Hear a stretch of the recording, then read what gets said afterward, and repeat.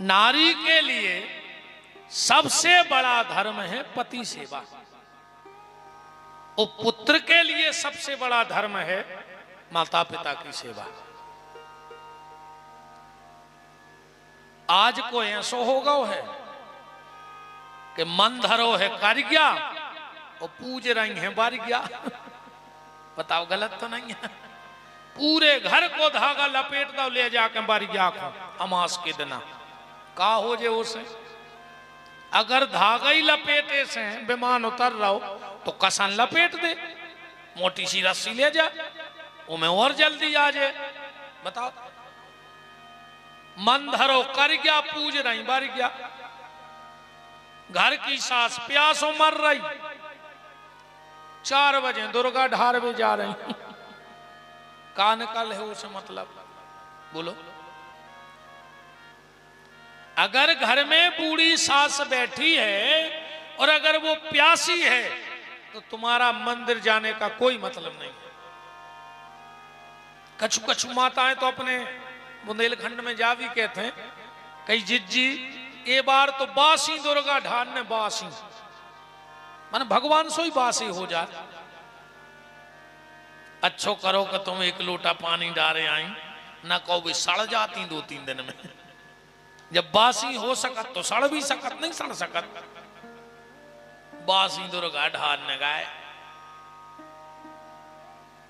काका तमाशे चले यार। घर वालों भूखो फिर रहा वे सुहागलों में चली गई। सुहागला के घोड़े का पराए वो रोटी ढूंढ रहा हो कि 2 ही रोटी मिल जाती तो खा के पानी पी लेते। अच्छो ते खा के और शाम को मुट्ठी में चना लेके घरे आ गए कि जे तुम खा ले। वो का घोड़ो आया है, घर वालों का घोड़ा आया है। बता, हमें दिक्कत नहीं है, खूब सुहागले करो, पर तन्ना सुहागला को ध्यान रखियो। जो अंदर सुहागले होए सो सुहागला को रोटी खुआ दियो पहले बस कि आओ सुहागला तुम रोटी खा लो। कहियो काहे कहियो हमारी सुहागले हैं। गोस्वामी तुलसीदास जी ने कहा है कि एक ही धर्म एक व्रत नेमा, ओ काय वचन मन पति पद प्रेम। माताओं को एक ही धर्म एक ही नियम है कि वो पति परायणा रहे, पति के चरणों में उसकी प्रीति रहे। और शास्त्र तो यहां तक कहता है, और इसी से महापुराण का लेख है कि जिस लड़के ने जीवन में एक बार अपने माता पिता के चरण धो करके चरणामृत ले लिया है, उसको किसी तीर्थ के जल पीने की आवश्यकता शेष नहीं बची है। उसके सारे तीर्थ हो गए। जिसने माँ बाप के चरण धो के एक बार चरणामृत ले लिया, और जिस पत्नी ने एक बार पति के चरण धो के चरणामृत ले लिया, उसके भी सारे तीर्थ हो गए। पर काहे को लगे या तो हम बहुत बड़ी बात कह रहे, चरण धोवे की बे पांव नहीं पड़ो चाहत, पांव नहीं पड़ा तो बे तुमने तो वो हाथ उठा दे, इतने जने तो बैठे को परत रोज घरे पांव उठा दे का जने हाथ के हमारे घरे परत है। वो तो जाका रे वो करवा चौथ सो चल गाओ सुसाल में एक दिन अपन को भी लगत के घरे अपनी बेलू है, सुबह पांव पड़ ले साल में एक बार। वो दिन भी पता है कैसे पांव पड़त, कहीं आप अंदर आ रहा है, कहीं काय कहीं हमें पांव पड़ने बेबी अकेले में पढ़े, सबके सामने घर वाले के पांव नहीं पड़ सका।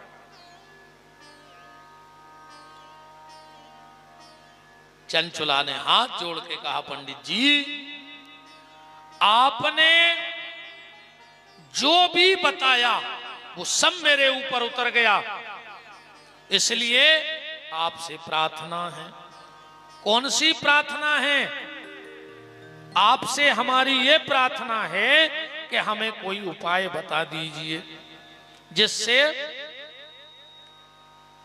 हमें इस चीज से मुक्ति मिल जाए। अच्छा, एक बात ध्यान से सुनना, लगभग ये मंत्र यहां जितने लोग बैठे सबको आता है। तुम्हें वो माता च पिता, तुम्हें वो बंधु च सखा, तुम्हें वो विद्या द्रविणम, तुम्हें वो सर्वम मम देव देव। पर आप में से कोई ये बता सकता है कि ये मंत्र कहां का है, कौन से पुराण का है, किस अध्याय का है, या कौन से वेद में लिखा है? आता लगभग सबको है। ईमानदारी बताओ, किसी को पता है कि रामायण को आए, जो कि महाभारत को आए, कि भागवत को आए? किसी को पता नहीं है, आता सबको है। ये मंत्र श्री शिव महापुराण के महात्म के अध्याय नंबर 3 के श्लोक नंबर 56वां है। ये किससे कहा?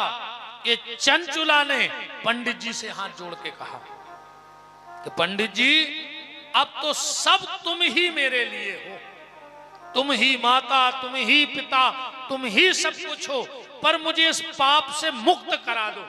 अनजाने में मुझसे हो गया ये पाप।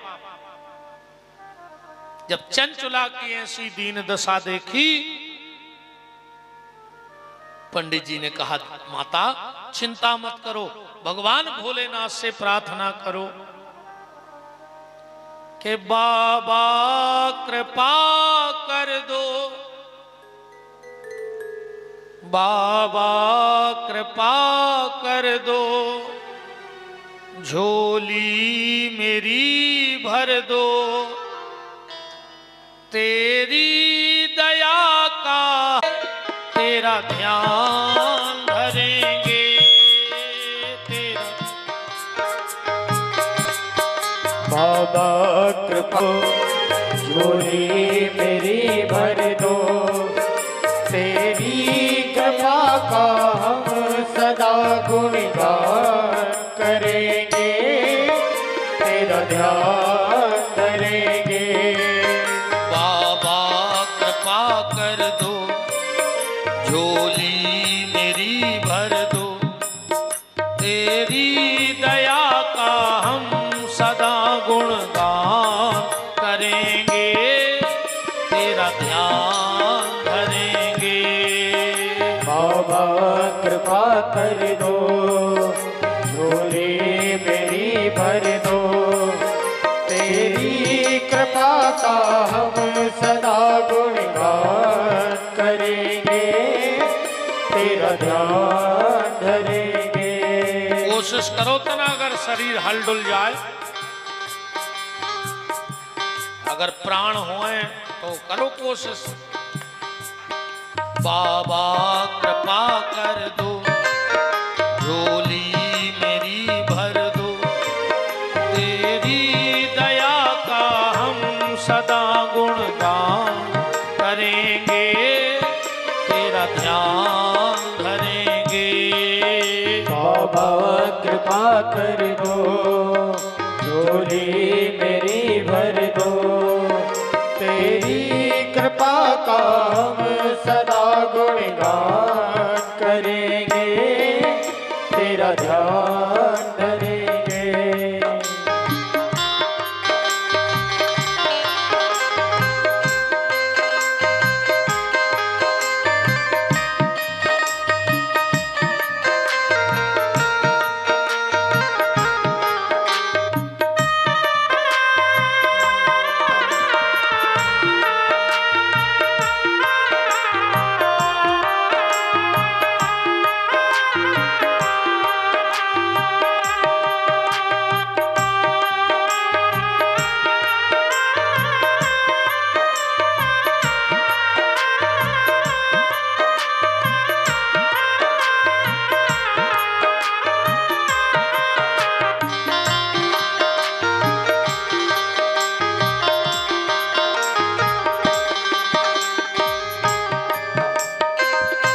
लाखों की भोले तुमने विपदा हटा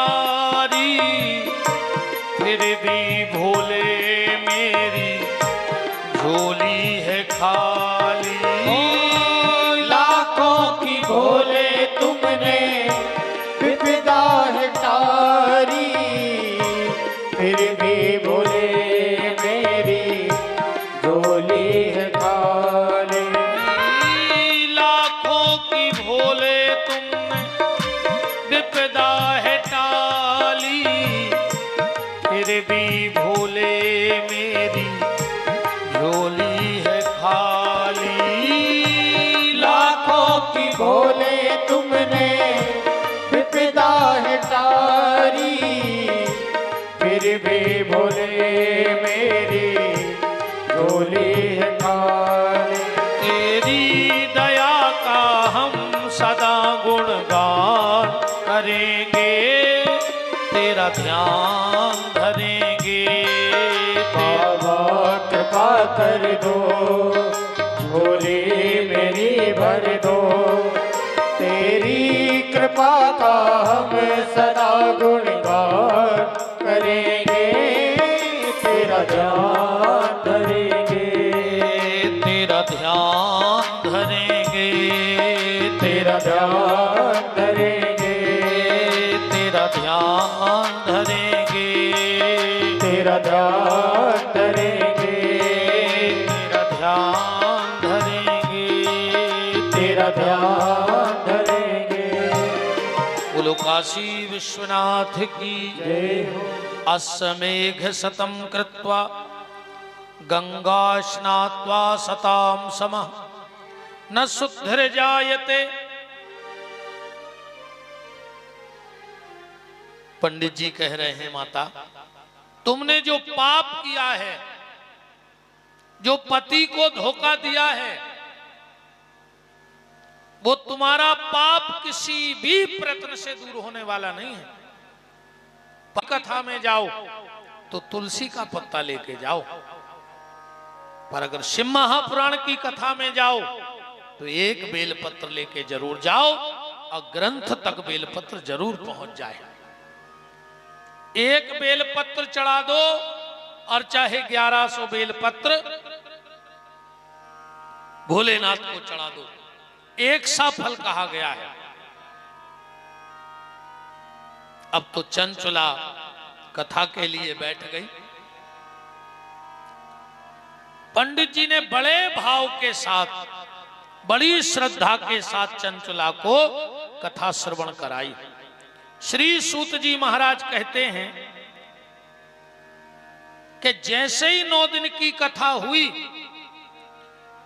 और चंचुला ने एक बेलपत्र ब्राह्मण पंडित जी को दान दिया, और पंडित जी आगे बड़े ही हैं, नीलग्रीवम पंचवक्त्रम त्र्यंबकम चंद्रशेखरम वामांगे बिभ्रति गौरी विद्युत पुंज समप्रभा। भगवान शंकर और पार्वती दोनों प्रकट हो गए चंचुला को लेने के लिए, और पार्वती ने कहा, हे सखी चंचुला। चंचुला तो चरणों में गिर पड़ी, मां तुमने हमें सखी कहा। पार्वती कहती हैं, चंचुले, जो भी नारी श्रद्धा भाव और पूर्ण विश्वास के साथ शिव महापुराण की कथा सुन लेती है, वो हमारी सखी बन जाती है, उसको हम अपनी सखियों में शामिल कर लेते हैं। तूने भाव और श्रद्धा के साथ शिव महापुराण की कथा को सुना, इसलिए अब तू मेरी सखी है और मेरे साथ कैलाश में वास करेगी। अब तो पार्वती ले गई।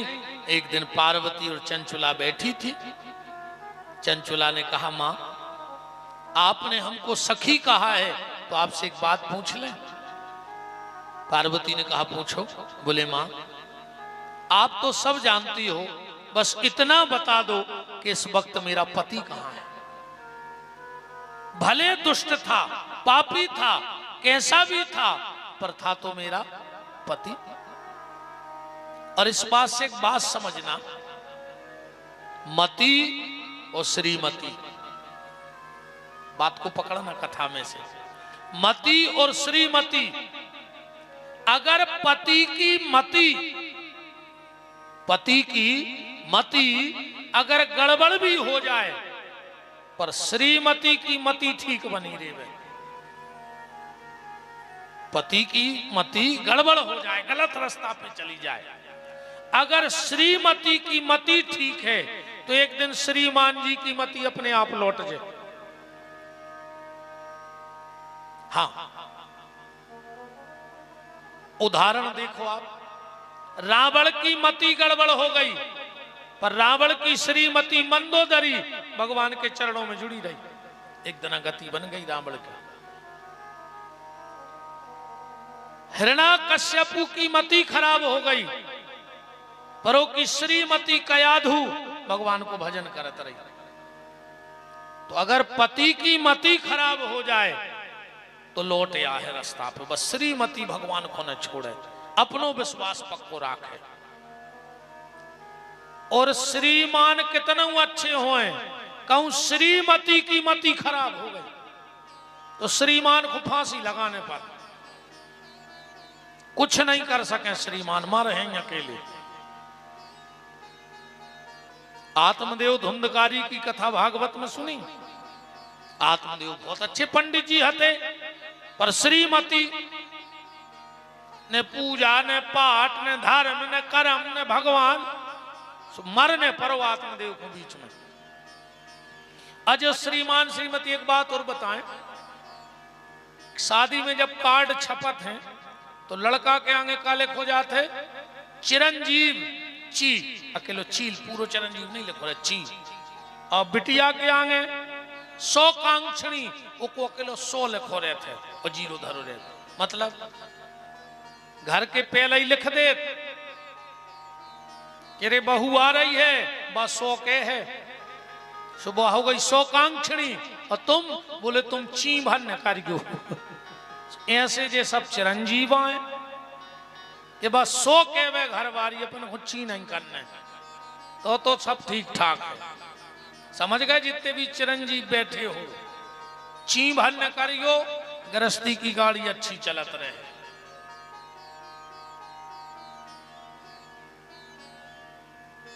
अब श्रीमती बहुत ध्यान से सुन लेना, 2 गलतियां घर की आज से सुधार देना। जिस व्यक्ति के मिटने का समय आता है भगवान के घर से, 3 साल में वो परिवार मिट जे है, गारंटी कहाई तुम जे 5 काम अपने घरे करने लगी, अगर हमारी बात पर विश्वास नहीं हुए तो जो हम मना कर रहे वे तुम 5 काम चालू कर दियो घर में, तुम 3 साल में बर्बाद हो जाओ। पहला काम, बिस्तर पे बैठ के भोजन नहीं करना कभी, सोने वाले बिस्तर पे बैठ के कभी भोजन नहीं करना चाहिए। उस परिवार पे भयंकर विपत्ति आती है जो संभलाए नहीं संभलती। सोने वाले बिस्तर पे न बच्चों को भोजन देना न परिवार वाले भोजन करना, क्योंकि बिस्तर पे भोजन करता है ब्रह्म हत्या वाला। जब किसी को ब्रह्म हत्या लगती है, गौ हत्या लगती है, तो शास्त्र का मत है कि एक जाति विशेष के लोग होते हैं, वो भोजन खाने आते हैं, नया पलंग बनता है, नया बिस्तर बिछता है, उसी पे नए बर्तनों में उसे परोसा जाएगा, वो खाएगा और पूरा बिस्तर उठा के अपने घर ले जाएगा। पहली गलती ये सुधार लेना, आज के बाद कोई भी बिल्कुल कान पकड़ के जाना कि हम बिस्तर में बैठ के भोजन नहीं करेंगे जिस बिस्तर में हम सोते हैं। अब घेरी फिर रही हो सो मारी को, हमें ज्यादा टेंशन नहीं है, अपनों तो समझावे को काम है। अब जब तुम्हारी घेरी फिर रही हो जो तई से लिखा के आए हो जो, हम का कर लें बताओ। दूसरा माताओं, आप ध्यान रखना एक बात का, कभी भी घर में तुलसी के नीचे बुझा हुआ दिया नहीं रखना चाहिए दिन में। सूर्य का प्रकाश कभी भी तुलसी में से बुझे हुए दिए पे न पड़ जाए। सबसे पहले उठ के माताओं को तुलसी के नीचे से वो दिया उठा लेना चाहिए। उस घर की रिद्धि सिद्धि धीरे धीरे खत्म होने लगती है, उस घर में कलह होने लगता है। और एक बात और हमारी बड़ी मर्यादा में समझ लेना, हमारी सब बहनें हैं, माताएं हैं, बहुएं हैं, बेटियां हैं, पर कुछ बातें कहनी पड़ती हैं। हम बिल्कुल अपनी आंख बंद करके कान पकड़ के कह रहे हैं, माताएं घर में एक गलती कभी ना करें। जितने दिन मासिक धर्म रहे तो कोशिश करें कि आपके घर में जितनी जगह में तुलसी की छाया पड़ती हो, उस अवस्था में उतनी जगह में ना जाएं, वरना उस घर का विनाश बहुत जल्दी हो जाता है। मासिक धर्म के समय माताओं को उतनी जगह में नहीं जाना चाहिए जहां तुलसी की छाया पड़ती है। और आज भी कली काल में प्रभाव है, अगर कोई रजस्वला नारी उतने टाइम अगर तुलसी का स्पर्श कर ले तो तुलसी सूख जाती है, और घर में तुलसी का सूखना किसी बड़े संकट की सूचना है। घर की अगर तुलसी सूख गई, बार बार लगाने पे तुलसी सूख रही है, तो समझ लेना तुम्हारे घर में बहुत बड़ी समस्या आने वाली है। आज भी जो लोग इन चीजों को नहीं मानते, उनके लिए ये बातें प्रमाण हैं। आज भी अगर पापड़ बन रहा हो और रजस्वला नारी वहां पहुंच जाए तो उस पापड़ का कलर लाल पड़ जाता है। आज भी कलयुग में यह प्रमाण है। इन चीजों का बड़ा प्रभाव है। और हमारी बातें ना मानो तो हम तो आपसे दो चार बातें कर रहे, बता दो। एक व्यक्ति ऐसा बता दो दुनिया में ढूंढ के लाना जिसके घर में जीना के नीचे हौदी बनी हो और उस घर में एक व्यक्ति परमानेंट बीमार ना हो। ढूंढ के ले आना दुनिया में से एक आदमी परमानेंट वो घर में दवाई पे चल है, जिसके घर में जीना के नीचे पानी स्टोर हो जाए। अब विश्वास न हो तो मिटा के देख लियो, जैसे जैसे उस जगह का पानी सूखेगा तुम्हारे घर की दवाइयां बंद होने लगेंगी। ये वास्तु शास्त्र का सबसे बड़ा दोष है। जिसके घर में सोने वाला पलंग अगर आईने में दिखता हो, खड़े हो जाओ। अगर उन पति पत्नी में झगड़ा ना होता हो तो हमारा चैलेंज है उनके लिए। हमारे सोने वाला पलंग कभी घर के आईने में नहीं दिखना चाहिए। कभी भी